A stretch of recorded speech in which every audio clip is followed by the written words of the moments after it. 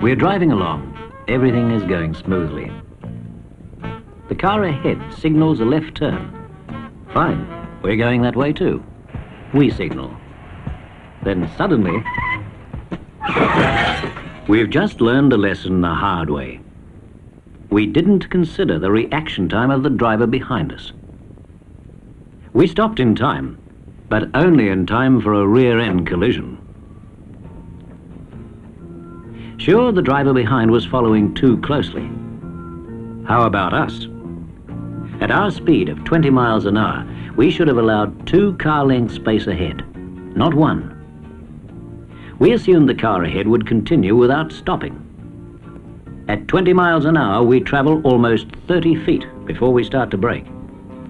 The driver behind us travels a similar distance when he reacts to our stoplight, a total distance of about 60 feet.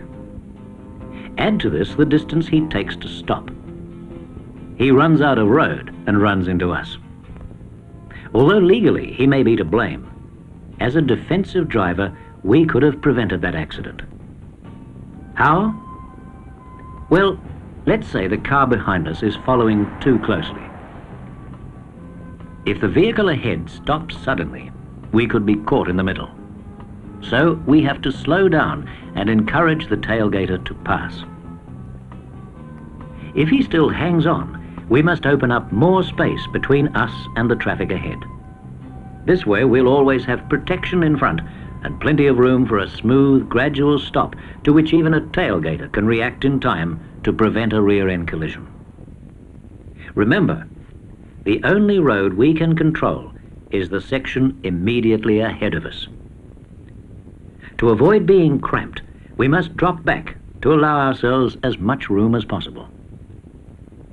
While we cannot control the area immediately behind us, we can certainly influence it by our defensive attitude.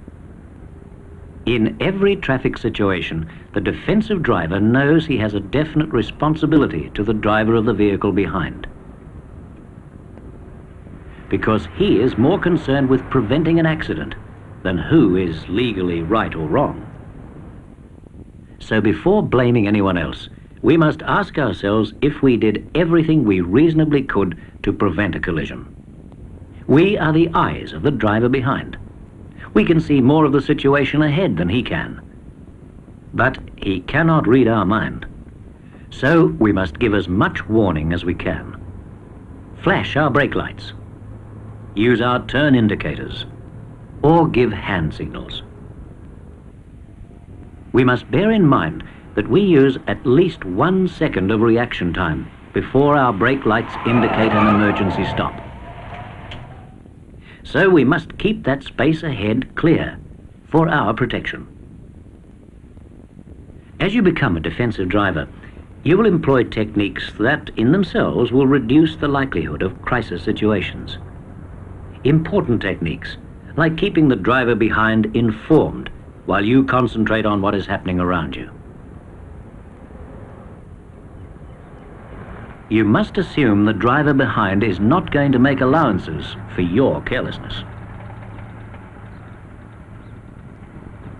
Here's a typical example. The traffic light ahead is known as stale green because it's shown green for quite a while and could change soon. Can you beat it? Or will the light change beat you? If you don't want to be in the position of having to make a sudden stop and perhaps be hit from behind, here's what you do. Check mirror and rest your foot lightly on the brake as you approach the lights. Then, if it changes, you won't be caught. As you come to a smooth, gradual stop, the driver behind you will also have plenty of time to stop. This, of course, means that you must know what you intend to do. Hesitation can be fatal. You are approaching an intersection. You have a clear run-through.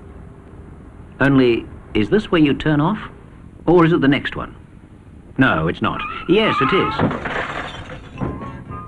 What you should have done to prevent that accident was continue to the next intersection when you recognized your turn-off too late. A slight inconvenience, but less than having your car parked in a smash repair shop. We'll never get rid of the tailgater, but we can make it easier on ourselves if we know how to handle him. If we can't lose him, we should always drop back and encourage him to pass. It's worth the few seconds we might lose in travelling time. But if he hangs on, we must use our defensive formula for preventing rear-end collisions. Anticipate the hazards and avoid tight situations ahead. Know what you are going to do. Use your mirror. Signal your intention to the driver behind. Have plenty of room ahead and always make sure that you stop smoothly and gradually.